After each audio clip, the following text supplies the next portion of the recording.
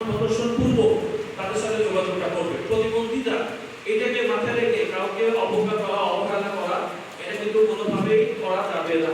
আমরা গতকালকে আলোচনা করেছি প্রতিবন্ধী ব্যক্তিদের জন্য আইন আছে এবং আইনে তাদের সম্মানের কথা, তাদের সুযোগ সুবিধা, অধিকারের কথা বলা আছে।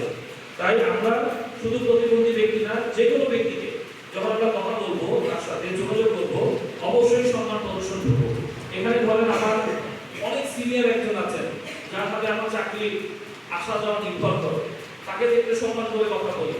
কিন্তু যিনি আমার সাপোর্ট স্টাফ, তার সাথে আমি দুর্ব্যবহার করি, তার সাথে আমি দুর্নীতি করি, তাকে আমি সম্মান দিই না, সে প্রকৃতপক্ষে ভালো মানুষ না।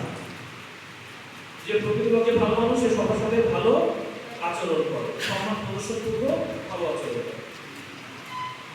ওকে, আমরা দেখছি যে show respect even to people who don't deserve it, মানে যে সম্মান ডিজার্ভ করে না তাকে আমরা সম্মান দেব।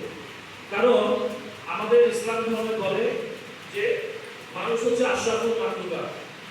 আপনাদের ধর্মে অবশ্যই আছে মানুষ হচ্ছে সৃষ্টির সেরা জীব, মানে বাই গড মানুষ সৃষ্টির সেরা জীব হয়ে আসছে। এজন্য আমরা অবশ্যই সৃষ্টিকর্তার এই সৃষ্টিকে আমরা অবশ্যই সম্মান দেব। সে শিশু হোক, সে নারী হোক, পুরুষ হোক, কিশোর হোক, যুবক হোক, যুবতী হোক, আমরা সম্মান প্রদর্শন করব।